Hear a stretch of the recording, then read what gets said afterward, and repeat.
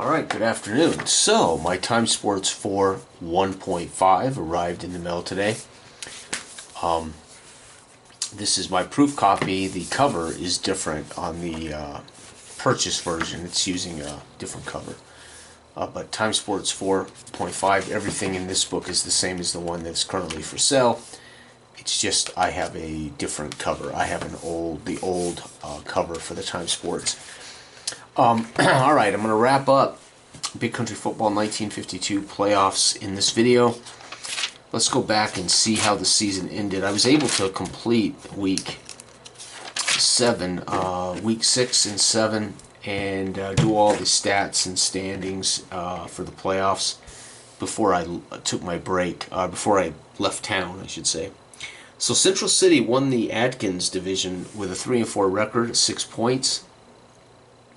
They scored 139 points, gave up 135 points. Grand Bay finished 2-3-2, and technically lost to Central City for the division due to the tiebreaker. Central City beat them. They scored 101, gave up 105. They have 6 points in the standings. And Unionville finished 2-5. They scored 115, gave up 174 points. They scored 4 points in the standings. The Carlisle division, Springfield. The Carlisle division's fantastic. All 3 teams solid. Springfield, finished 5-2, scored 157 points, gave up 134, and that is worth 10 points. Coldell finished 4-2-1, scored 139, gave up only 93, and Coldell has had the number one or number 2 defense the last 3 years. So again, they're sitting really pretty with their defense. They scored 9 points. And Middletown finished 3-3-1. The defending champs scored 122, gave up 132. And despite Middletown being the best rated defense on paper with an A, but their offense is a D. So there you have it. They could not control the ball. They could not do the things they needed to do to return as champions. However, they did finish 3-3-1. In my playoff structure, the 2 division champs are seeds 1 and 2 despite record and despite points, and then the third guy visits the worst division winner, and the worst 4th ranked team visits the best division winner. So that means we have Coldell at Central City, and we have Grand Bay at Springfield. So on paper, it would appear as if Springfield has the easier opponent, but I'm not so certain. The 1952 leaders, Central City's quarterback Sullivan finished as the league's top quarterback with a +5 ratio. What that refers to is he had more touchdowns, 5 more TDs than he had turnovers, and that is the best in the league. He had 1,274 yards passing, completed 57% of his passes, which is his attempts were 233, so he was 133 of 233. The best running back in football is Springfield's Pip. He had a +9 ratio, which means, again, total touchdowns to turnovers, +9 ratio, and only 441 yards. Unless I didn't say only. That's not bad in 7 games. The best receiver, Springfield as well, Price with +4 touchdowns. He caught 42 passes for 504 yards, but again, all my awards go to top ratio of touchdowns to turnovers. The Defensive Player of the Year was Coldell's linebacker Farmer, who scored 7 box score points. He averaged a box score point a game, so that's damn good. It's not the best in our history. We had somebody, was it last year, the year before, had 11 box score points. So Farmer, though, had a very good year, averaging 1, which means he showed up in the box scores for fumbles, sacks, interceptions, something, 1 time a game. And the best place kicker in the league in 52 was Central City's Ward, who kicked 13 successful field goals. All right, to give you an idea of touchdowns, Olstead of Springfield was +4, so he had more touchdowns than Sullivan, but he also had 3 more turnovers than Sullivan. So Sullivan won the best quarterback award.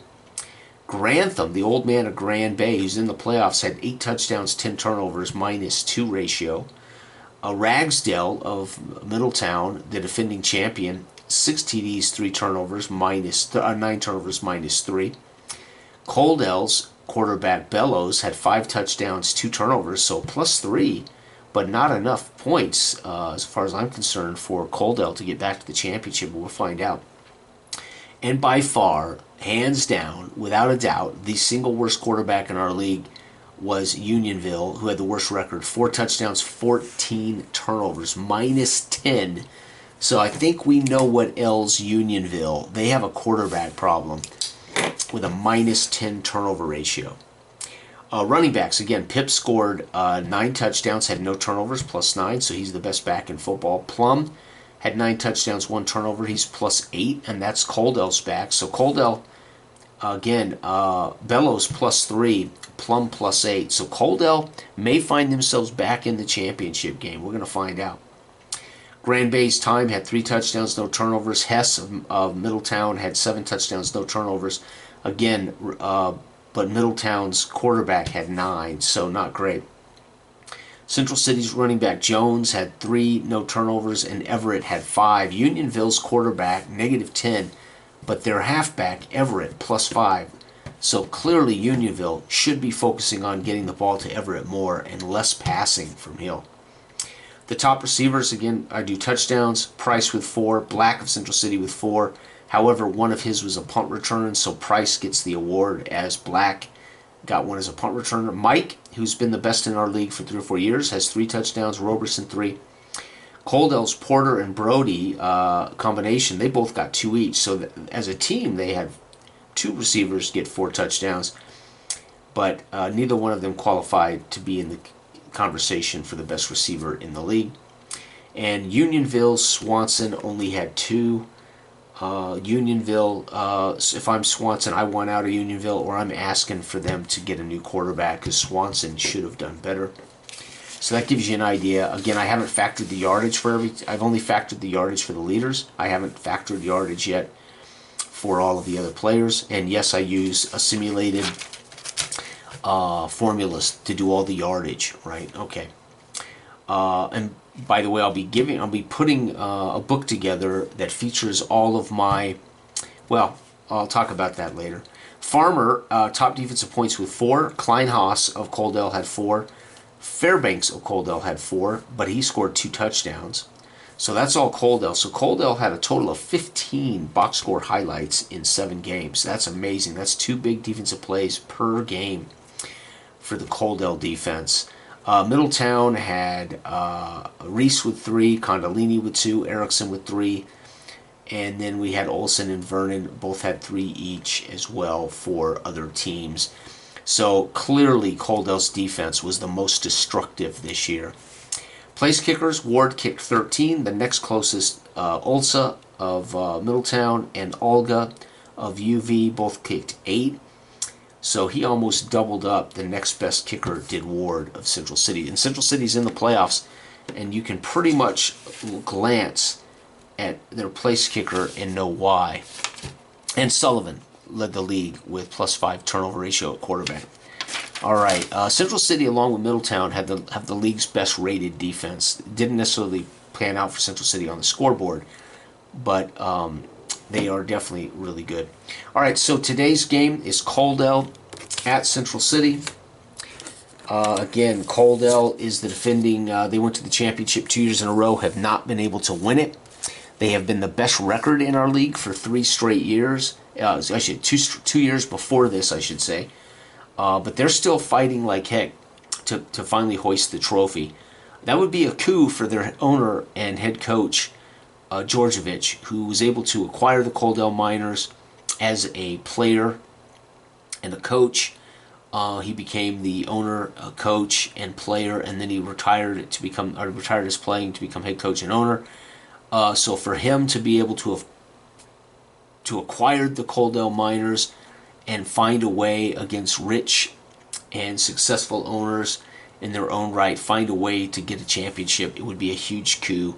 Unfortunately, he has not been able to beat one of the richest owners in football. Middletown beat him, and Central City beat him. So the 2 richest owners are the 2 biggest cities. Middletown and Central City are the 2 big cities.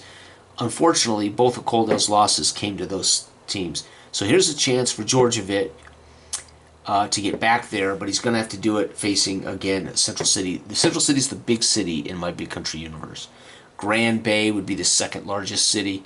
Middletown is the kind of the sister city to Central City. They have a rivalry in that Middletown would like to outgrow and become the big man on campus. I hate to say it.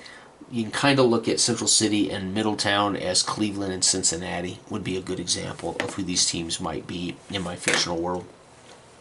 One is kind of the big city. The other is kind of the, would like to be seen in that light. All right, so here we go. Coaldale has a D against this amazing Central City defense. Central City has a C against Coaldale's very good defense, but not yet good enough. All right, Central City gets the kickoff. They come out. Thompson is the head coach. Sullivan at quarterback. Jones and Bowens are the backs. Black, Goldstein, and Walls are the receivers. And again, let's go ahead and play and find out who's going to win this. Central City would love to get back to the championship. And on the C chart, Central City is going to get a field goal chance, a 1-3, a 1. They make it. Yep, they make it. So Central City's kicker, Ward, who leads the league with 13, has just added another field goal to his mantle. Again, for those who don't know, Time Sports 4, 1.5, these are all pro versions. So they're called Pro Basketball, etc. They all have slight tweaks and differences in rules compared to the other books. Soccer, technically, I would argue Soccer Time in this is technically version 2. This is the most advanced version of my soccer, not most advanced, the best version of my Soccer Time. And what else? The racing game in this book is significantly different too. Racing Time. So some of these are quite a bit different. Some of them are slight tweaks. But I would argue this is probably going to be where I play almost all of my Time Sports games for the future out of this book. All right, here we go. Coaldale takes the kickoff. Georgievich talking to Bellows. They send him out. Bellows would like to improve his touchdown to interception ratio, and today would be a good day to do that. And 2 on the D chart is a punt. So they're going to unfortunately settle and punt. CC's punt returner Black fields the ball, and they go to work on offense. And 4 on the C chart. 4 on the C chart is another field goal chance for Ward, and Ward makes it. So Ward adds to his field goal, his awards by adding 2 more field goals here in the playoffs. And last but not least, Coaldale returning the kickoff. They go to work. They're going to drive down the field and score a touchdown. This touchdown is a pass touchdown. Hot dog. So Bellows with a TD pass. 2. And that's going to be Porter. Porter's 3rd TD pass of the year.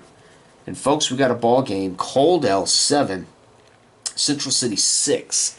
Again, Coaldale's been in the last 2 championships.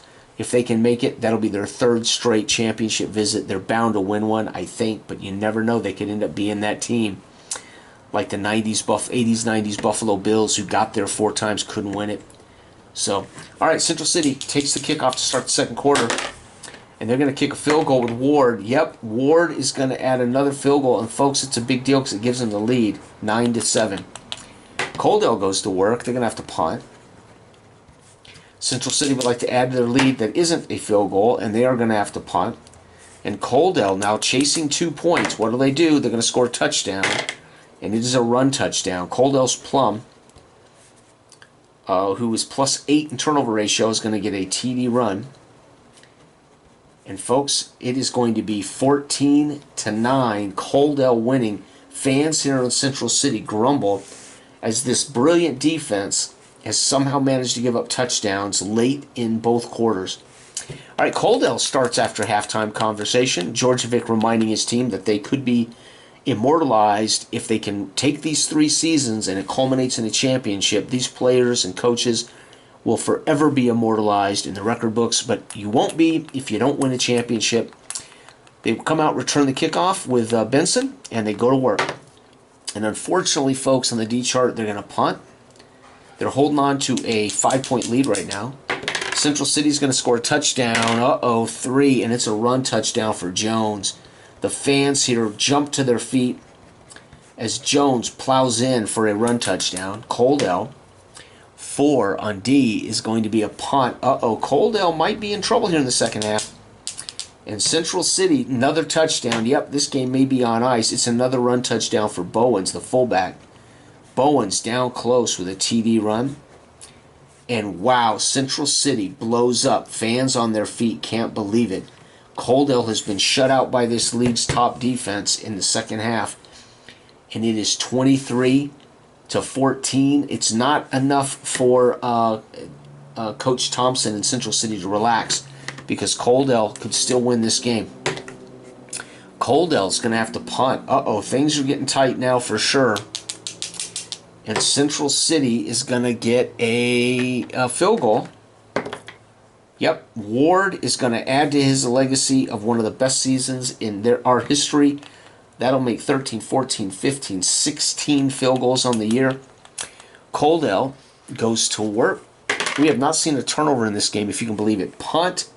It's over, folks. Central City will, they don't have to roll the dice, so they're going to kill clock. And that's end of game. The fans here roar and celebrate, staying behind to witness their team as they celebrate the fact that they are headed back to the championship, and their defense can be congratulated for shutting out Coldell in the second half. So let's get the total. Coldell 14. This has been killing them all year. Their offense not good enough. Central City's defense shut them down. They're going to be 23-14. And let's go ahead and take a look at the records. So Coldell, Central City's now 4-4. And Coldell falls to 4-3-1. So still a better record overall. But Central City is going to mount the win, and they're going to head on to the championship with a 4-4 record.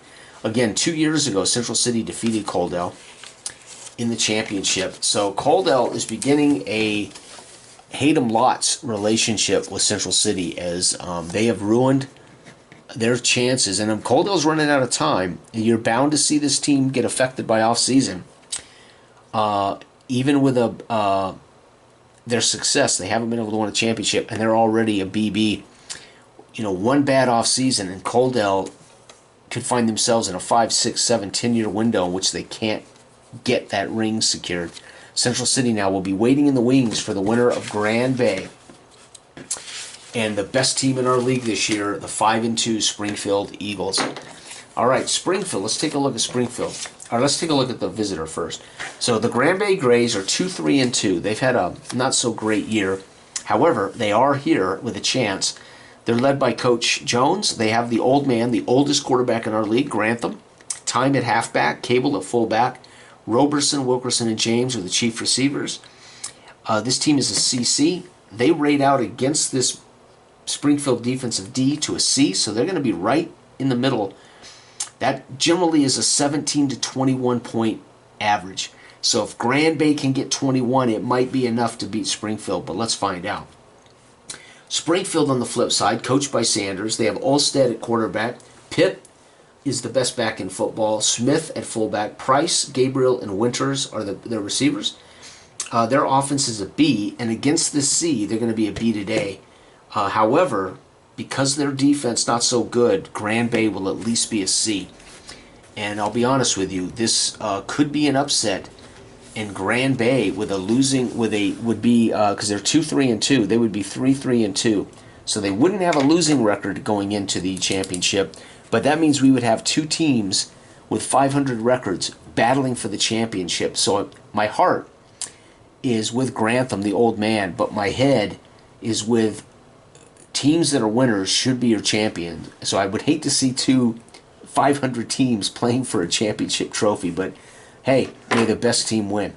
All right, Springfield returns the kickoff out with Evans out to about the 25, and they go to work. Olstead would like to start off with a touchdown, and there it is.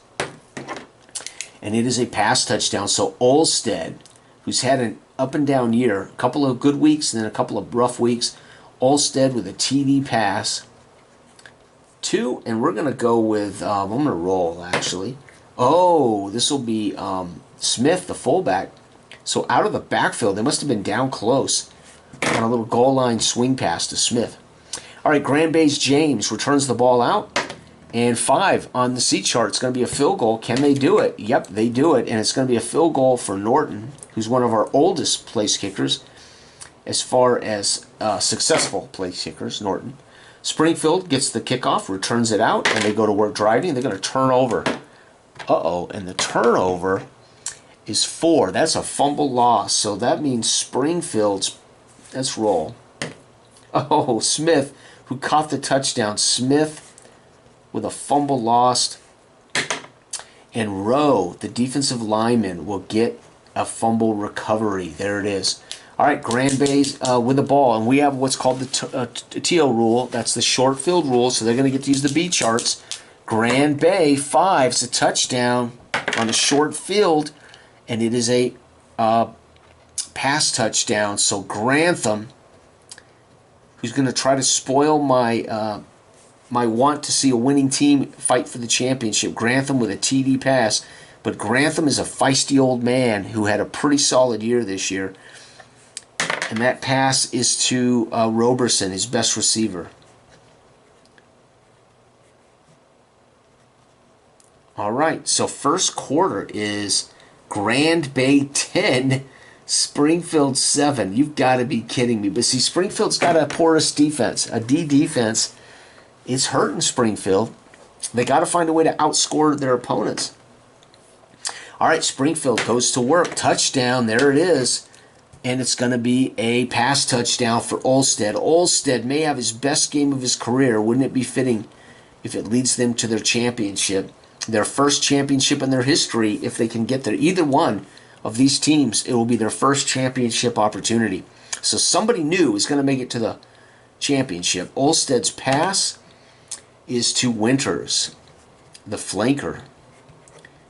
And look at this. Can Grand Bay keep up? 3. No, that's going to be a punt.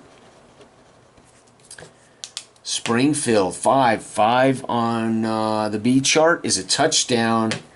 Oh, and it's going to be another pass. Olstead throws his third first half TD pass. And this is to Gabriel, his tight end. Holy cow, Olstead blowing up in the biggest game of his career with 3 TD passes in the first half. Grand Bay, touchdown, run. Time, one of the best backs in the league with a run touchdown. Folks, what does the halftime score look like? Springfield 21. Grand Bay 17. What a game. We got a shootout going here between a C defense and a D defense. But Springfield's quarterback Olstead having a fantastic first half. If he can throw 3 more, that will set a league record. If he gets 6 touchdown passes in this game, that would be a league record. Grand Bay gets the kickoff. They go to work, and they're going to punt. Springfield, another touchdown, and it's going to be a run. Oh, it's going to be a Pip run. Pip, the number 1 running back in football, with a TD run. But, folks, that gives them a 28-17 lead. Grand Bay has to punt. Olstead needs 6 touchdowns to... Oh, it's a touchdown. And it is another run. So this will be Smith. So Smith caught a touchdown, and he's fumbled the ball away, but he's also going to redeem himself with a rushing touchdown. And Springfield, Grand Bay shut out after halftime. Springfield scores 14. It's 35-17. The Springfield Eagles, with that B offense against the C defense, are proving their mettle in the biggest game of their lives. Grand Bay, well, some of these guys might have played for a college championship, so maybe not the biggest game of their lives, but of the Springfield franchise. Turnover for Grand Bay, and turnover is an interception. No, the old man Grantham, intercepted by Olsen. And that's a short field. They're going to get the A charts. Touchdown. Oh, and even is going to be a touchdown pass. Olstead absolutely playing brilliant football. Touchdown pass to their halfback Pip. Out of the back, Pip gets in the end zone again. And Grand Bay now just trying to save face, going to get a field goal attempt. Yep, it will be a field goal for Norton. And then they're going to onside kick. On a one, they'll recover it. Oh, they recover an onside. They get to go again. Grand Bay scores a touchdown, folks. And it is a run touchdown. Grand Bay onside kick. Grand Bay's time scores his second TD of the day. And folks, they score. Grand Bay scores 10 points in the fourth quarter. No, Grand Bay, oh, interception. But Olstead threw another touchdown to secure the deal. 27 for Grand Bay. Springfield with 42 points. Brilliant day for Springfield. Olstead throws his league career high. He's never thrown 4 touchdowns in a game. And folks, what a time for Olstead to come into his maturity. Grand Bay will fall to 2-4-2. Springfield will go to 6-2, and Springfield now looking like the gonna be champs. And they will be facing Central City, who 2 years ago won the title at the expense of Coaldale. But we have a brand new team, finally. Springfield for the first time going to be in the championship. This game, and this is my owners' meetings. Let's go ahead and do that right now. So while between weeks, while they have a bye week, we're going to do our owners' meeting. So our owners' meeting is pretty simple. Are we going to expand the league? This is a 1 in 6 chance. So if I roll a 1, they will expand. They do not. So they vote down expansion, right? So 1, owners meeting.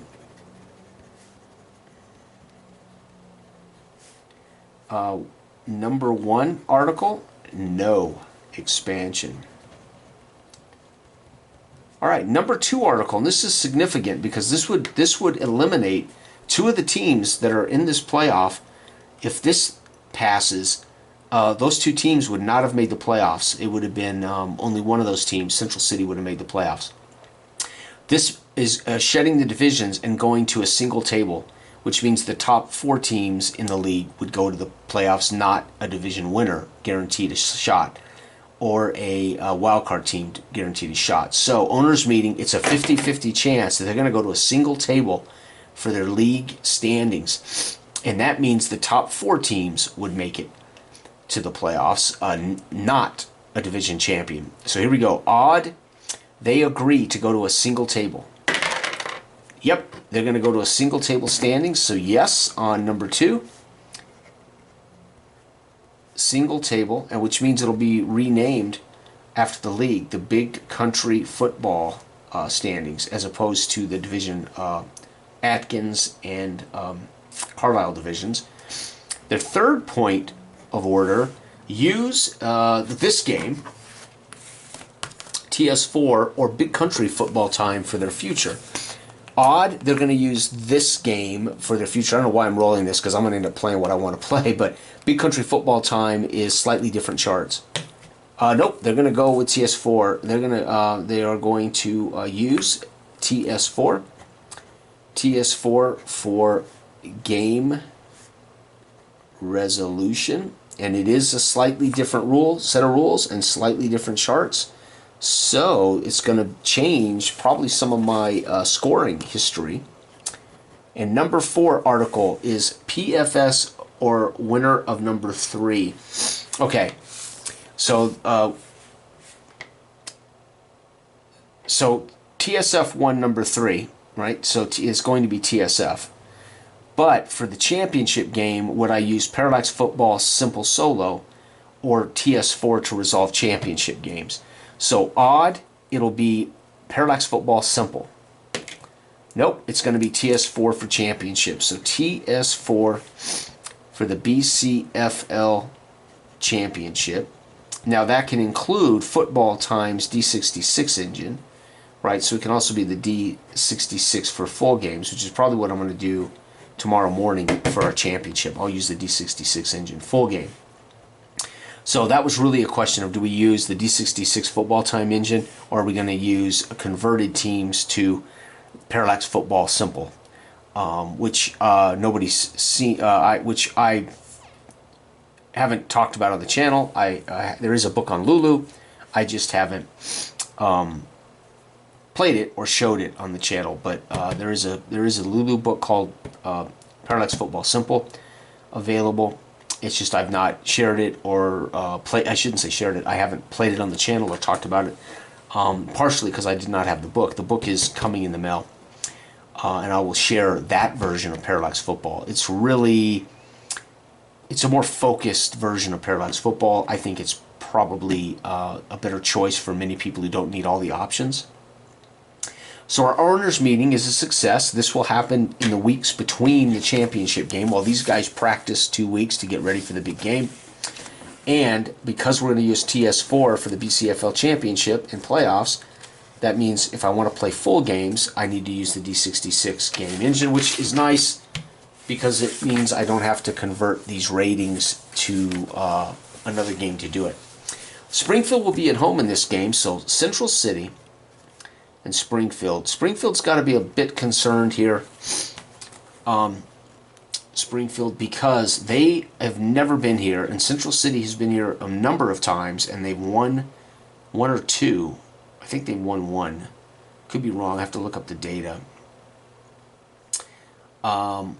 So they've got to feel a little bit like they are the odd man out here. And they're going to have to play their butts off against the league's #1 defense. Central City is a B-A. Doesn't bode well for Springfield, who's a B-D. That B will stay a B for Central City, but that B is going to be reduced to probably a D against. So Springfield, despite 42 points last week, that defense is a problem. It's going to help Central City, but this defense is going to bring the one bonus these guys have down. And this is why I talk about I prefer games where they don't put your ratings in a vacuum.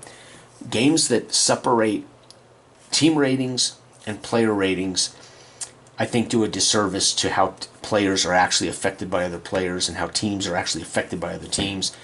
They should be blending. So when a game tells me go check the cornerback of a team and just look at his raw rating, it's like, wait a minute, but he's matched up against their best receiver. Why am I ignoring that this receiver would put more pressure on that corner or vice versa? I prefer games that don't put players and team ratings in a vacuum, right? That's just my design philosophy, and I prefer it as a player. But almost 99% of the sports games I've ever played on tabletop, they put all checks in a vacuum. We're going to go check that linebacker now. We're going to check the tight end now. We're going to check the quarterback now, instead of the quarterback as he would be against that team or against that coverage or whatever. So there's a few games that do, but it's rare. Pater, it's either or. We're looking at the offense or the defense, or we're going to subtract the offense, the defensive effect from the offense or whatever. It's rare that the quarterback is in a vacuum in real life, so I hate games that put them in a vacuum.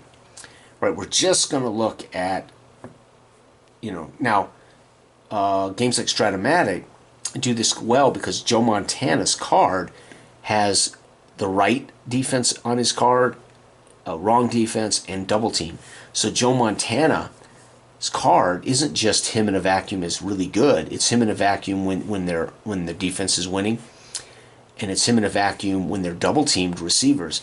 But at least if they're going to put Joe Montana in a vacuum, it isn't just how great he is all the time. It takes into account what the defense called. So Stratomatic does that very well in football, I think. Right? All right, so this will happen tomorrow morning, and I will be doing it probably with D66. If not, I'll play it out quickly with this, depending on how much time I have in the morning. And we will have finished the 1952 season. We have had our owners meeting. I will start the off season, of course, after I wrap up the championship game. So Olstead, Coldell scores 14, was up 14-9 against Central City, but after halftime, the Central City defense shut down Coldell, shutting them out, and Central City goes on to see Olstead. Central City goes on to see, where am I at here? 14 points. Where's it at? Jones and Bowens, 2 running backs, a run for touchdowns in the third. And, they got Central City also got a field goal in the fourth. Man, I screwed them out of 3 points. Whoops, 26 to 14. So Central City beat them even worse than I thought. Let's go back here to my standings. So Coaldale, 14 to 26, and Grand Bay, 27. Boy, 27 would have won them 75% of the games this year in the league.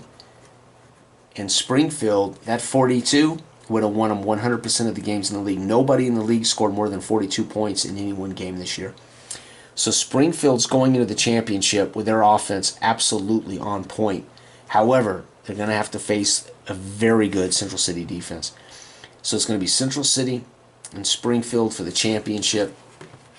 To give you a clue, Springfield scored 157 this year, gave up 134. So again, not a great defense. Central City is the second leading offense in the league with 139, but despite an A defense, gave up 135. I can't explain how that happened, it happened from this beautiful balanced die. So I talk about the balanced die. Although the charts are weighted, this is what makes the game so dynamic, because I could roll 1, a 2, a 4, a 4, a 4, a 5, a 6. The balanced dice is what really creates the dynamism. How does the A-rated defense give up 135? This little sucker right here, that's how. So there it is, folks. I will be returning tomorrow morning, hopefully, with a full championship game. And we also know that there's no expansion next year. They are going to a single table league now. There will be no more 2 divisions, so it'll be a single table. And we're going to be using TS4 for the game resolutions and TS4/D66 for full games. And there it is, folks. Thanks for watching. Goodbye.